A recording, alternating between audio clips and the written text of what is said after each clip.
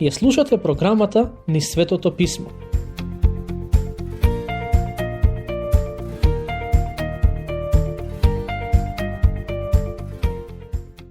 Продолжуваме со обработка на почетните стихови од посланието на апостолот Павле до христијаните во Ефес.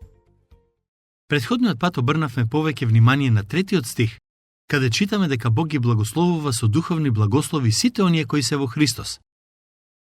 Ке го прочитам стихот. Нека биде благословен Бог и Отецот на нашиот Господ Исус Христос, кој не благослови со секаков духовен благослов од небесата во Христос. Колку прекрасна вест, зарем не? Апостолот Павле ги подсетува христијаните во Ефес дека Бог не само што ги спаси и им обезбеди вечен живот, туку им даде и духовни благослови додека се уште на земјата. Еден од главните делови во овој стих е фразата «во Христос», бидејќи ни дава до знаење кои се луѓето кои можат да ги бараат и очекуваат духовните благослови кои Бог ги нуди. Само оние кои веруваат во Христос и кои живеат според неговите зборови, можат да го добијат Божјото ветување. На некој начин, Павле како да вели, отворете го подарокот и видете што Бог направи за вас. Продолжете напред со вера и немојте да се задоволувате со ништо помалку од тоа што Бог го има замислено за вас. Претходниот пат обрнавме повеќе внимание на третиот стих и затоа немавме време да навлеземе подетално во четвртиот. Една од главните теми во четвртиот стих е Божиот план за црквата, кој е направен уште пред создавањето на светот. Во првата глава од ова послание, Павле ја испраќа следната порака. Отецот ја испланира црквата. Синот плати за црквата, а Светиот Дух ја заштитува црквата. Пред да им каже на христијаните како треба да живеат во сегашноста, Павле како да се враќа назад во вечноста и им вели: немојте да мислите дека црквата е нешто ново. Таа постои во Божиот ум и Божите замисли уште пред создавањето на светот. Неа не ја основа апостолите, туку самиот Бог. Црквата е негова замисла и негов план. Сигурен сум дека на христијаните во Ефес, кои се соочуваа со сериозни напади и опозиција поради нивната припадност на црквата, овие зборови им беа од особена важност. На некој начин, Павле ги охрабрува и сака да им каже дека со оглед на тоа што црквата е Божи план, како и Божја замисла, таа сигурно ќе ги издржи сите напади од сатаната. Отецот е оној кој го испланира спасението. Уште пред да биде создаден светот, уште пред луѓето воопшто да живеат во него. Господ Исус Христос е оној кој дојде на овој свет и плати за нашето спасение со својот живот. На крстот на Голгота тој ја плати казната која ја заслужуваат грешниците. А Светиот Дух е оној кој ни помага да ги разбереме овие вистини и да живееме според нив. Тој е оној кој ни помага да поверуваме во спасоносната благодат покажана преку животот, смртта и воскресението на Исус Христос. Пред некое време слушнав многу интересна случка која добро го објаснува начинот на кој Бог не спасува. Некој младич сакал да стане член на една протестантска црква и по тој повод водачите на црквата седнале да разговараат со него. Едно од главните прашања кои му ги поставиле било: како дојде до спасението? Младичот одговорил: јас го направив мојот дел, а Бог го направи неговиот. Водачите го прашале: што направи ти, а што направи Бог? Младичот одговорил: јас грешев. Живеев многу безбожен живот и често се противев на Божите правила и принципи. Но Бог ми ги прости гревовите откако поверував во неговиот син Исус Христос. Така јас дојдов до спасението. Ова е едно од најдобрите објаснувања кои ги имам слушнато за спасението. Може би звучи многу едноставно, но е вистинито. Ние не можеме да сториме ништо за да го заслужиме спасението. Има и еден друг пример кој добро го доловува спасението. Го прашале некоја младо момче: како го пронајде Исус? А момчето одговорило: не знаев дека е изгубен за да треба да го најдам. Но сигурно знам дека тој ме пронајде мене. Со други зборови, тоа значи дека не сме ние тие кои го иницираат спасението, туку самиот Бог. Стих 4. Така што и не избра преку него, уште пред светот да биде создаден, за да бидеме свети и непорочни пред него во љубовта. Обидете се да го замислите тоа. Уште пред да постои светот, Бог мислеше на луѓето и ги избра да бидат спасени преку вера во Христос. Тоа значи дека не сме ние тие кои го избраа Бог, туку Бог не избра нас. Забележете уште нешто многу важно. Павле не вели дека Бог ги избрал луѓето врз основа на нивните добри дела. Знаете што значи тоа? Дека никој не заслужува да биде избран од Бог. Оние кои веруваат во Христос не можат да кажат дека имаат вера бидејќи се подобри од оние кои не веруваат. Божиот избор и Божиото спасение немаат никаква поврзаност со добрите дела на оние кои се избрани и спасени. По суштината на спасението се Христовите добри дела и неговата жртва, а не нашите. Познатиот англиски проповедник Чарлс Спърџан рекол: "Мило ми е што Бог ме избра уште пред да бидам роден и да правам добри дела. Бидејќи, ако требаше да ме избере врз основа на моите дела, мислам дека никогаш немаше да бидам спасен. Бог е тој кој не избра нас, а не ние него." Сетете се на зборовите на Исус во горната соба. Тој им рече на апостолите: "Не ме избравте вие мене, туку јас ви избрав вас." Пред многу години, доктор Кембел Морган рекол: "Со оглед на тоа што Бог е тој кој не избра нас, тоа значи дека тој е одговорен и да се грижи за нас." Сосема истото може да се каже и за Израел во Стариот Завет.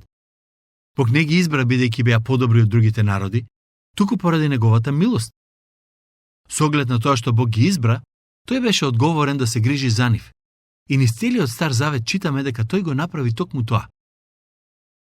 Што мислите? Зошто Бог ги избра израелците во Стариот Завет и ги избира христијаните во Новиот? За да бидеме свети и непорочни кога ќе застанеме пред Него.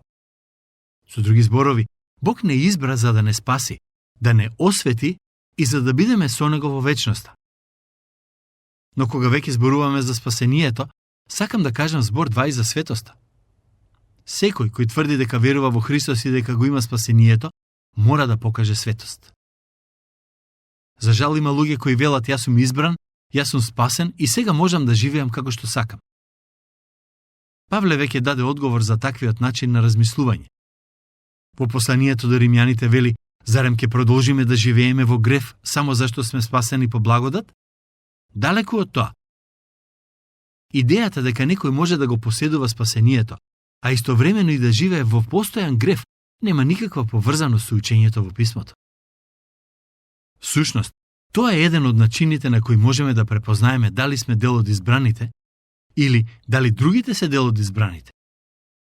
Вистина е, ние не ги познаваме срцата на луѓето и не знаеме што има во нив, но од друга страна Бог ни дал стандард по кој можеме да знаеме дали го имаме спасението и дали другите го имаат спасението.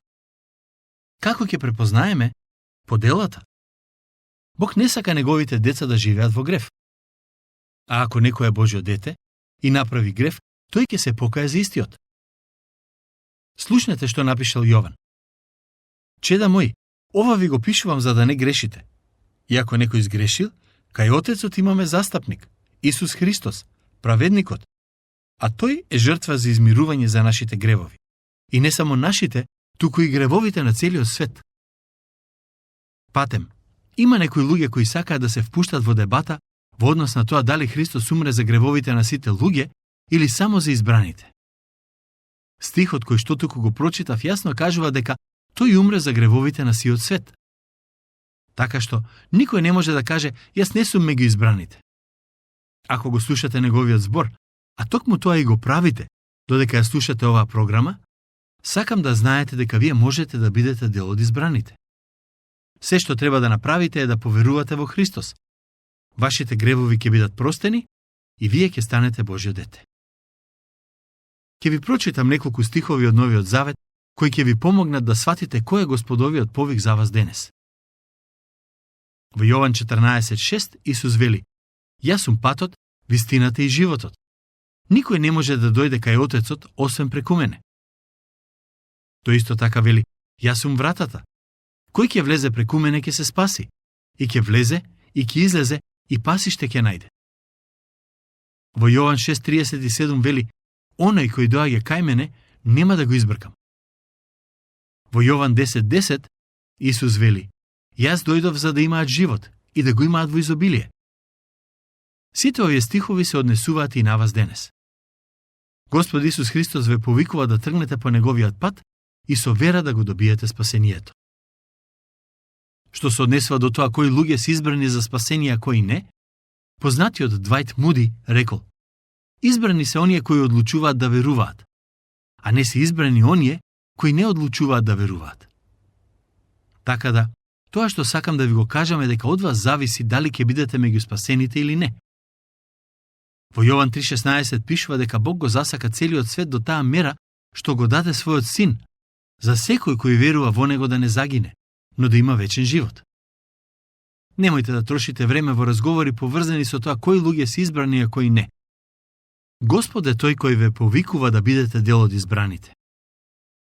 Во Божиот збор често се повторува идејата дека Божиите деца се избрани и спасени во Христос. Во 2 Солуњаните 2:13 апостолот Павле пишува: ние пак сме должни да му благодариме на Бога за вас секогаш, возлюбени од Господ браќа, затоа што од почетокот, преку осветувањето од Светиот Дух и преку верата во вистината, Бог ве избра за спасение. Во 1 Петар 1:2 апостолот Петар вели: избрани по предзнаењето на Бог Отецот и осветени од Духот за послушност и попрскување со крвта на Исус Христос. Мораме да имаме наум дека во Новиот Завет изборот и светоста секогаш одат рака под рака. Ако Бог ве спасил, немојте да мислите дека тоа е поради ваша заслуга. Апостолот Павле многу добро го објаснува тоа во Римјаните 9:14-16, каде вели: што да речеме пак? Зар има неправда во Бога? Никако. Зашто тој му рече на Мојсеј: ќе покажам милост кон оној кој ќе го помилувам и сожалување кон оној што ќе го сожалам. И затоа, изборот не зависи од оној кој посакува, ниту од оној кој трча, туку од Бога, кој покажува милост. Кога Мојсеј му се молеше на Бог, Бог му рече: ќе ја исполнам твојата молитва, но не зашто си Мојсеј и си избавителот на израелскиот народ, туку поради мојата милост и благонаклоност кон тебе. Мислам дека најдобриот пример за тоа како функционира спасението и која е Божјата улога, а која е нашата, се наоѓа во глава 27 од Новозаветната книга Дела. Во неа пишува дека Павле беше во брод како затвореник, а бродот беше фатен во многу опасна бура. Кога речиси сите мислеа дека ќе потоне, апостолот Павле дојде кај капетанот на бродот и му рече: а сега ви советувам да бидете бодри, зашто ниедна душа од вас нема да загине, освен коработ. Бидејќи ноќеска ми се јави ангелот од Бога, чиј сум и кому му служам, и рече: не плаши се, Павле, ти треба да излезеш пред царот. И ете, Господ ти ги дарува сите што пловат со тебе. Тоа е Божјото предзнаење и Божјиот избор. Бог одлучи дека никој во бродот нема да загине. Но, што се случи потоа? Дел од екипажот се подготвуваше да го напушти бродот и да побегне со чамец на безбедно. Кога Павле виде што прават, тој му рече на капетанот: ако овие не останат на коработ, вие не можете да се спасите. Капетанот можеше да праша: чекај малку, Павле. Пред малку ми кажа дека сите ќе се спасиме, а сега велиш дека има можност бродот да потоне? Тоа што треба да го разбереме е дека Бог одлучи да ги спаси луѓето, но и тие имаа одговорност да останат во бродот. Бог одлучи да ги спаси грешниците, но за да бидат спасени, тие треба да останат во Христос. Тој повик за спасение важи за секој човек. Немојте да мислите дека има само некоја елита луѓе кои се избрани за спасение, а сите други ќе мораат да ја поминат вечноста во пеколот. Во Библијата нема да најдете такво учење. Некој рекол дека на вратата во рајот стои следниот надпис: кој сака, може да влезе. Тоа ве вклучува и вас. И вие можете да влезете преку вратата, кој е символ за Христос. Истиот тој човек, кој е спомнал идејата за овој надпис на вратата на рајот, исто така рекол: но, кога грешникот ќе влезе низ таа врата, ќе види дека од другата страна исто така пишува: вие сте избрани во Христос уште пред почетокот на светот. Да се вратам назад на идејата дека Бог не избра уште пред создавањето на светот и како е тоа поврзано со неговиот план за црквата. Знаете, кога некој човек сака да направи куќа, од суштинска важност е пред да почне со изградбата да направи добар план, како архитектонски, така и финансиски. Прво се прави план, а потоа се започнува со изградба. Како што луѓето прават планови пред да започнат нешто, така и пред создавањето на светот Бог направи план за црквата. Тој знаеше дека кога ќе ги создаде луѓето, тие ќе сгрешат и ќе треба да го прати неговиот син за да ги спаси. Затоа Павле пишува дека сето ова е дел од неговиот план уште пред создавањето на светот. Кој е неговиот план? Да ги спаси грешниците, со цел да бидат свети и непорочни во љубовта. Повторно ќе го прочитам стих 4.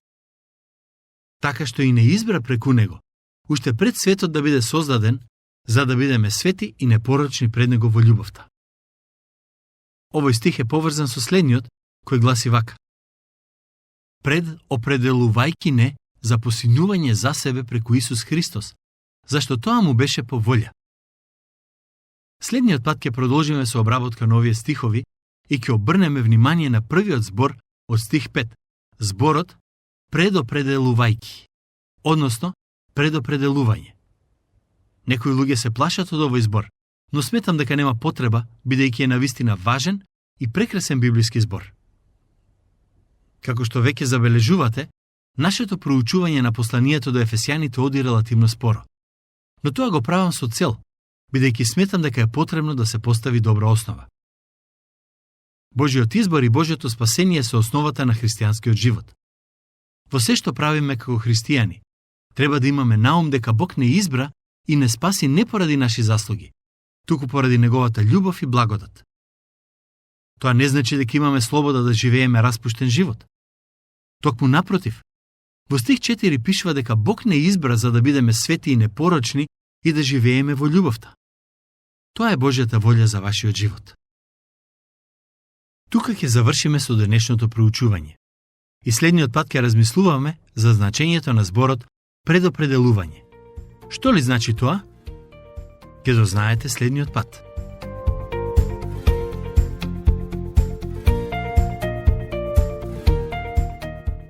Слушнавте емисија од програмата Ни Светото Писмо.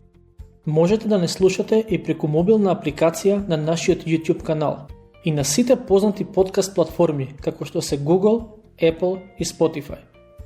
Ако ви се допаѓаат нашите програми, споделете ги и препорачајте ги на вашите пријатели.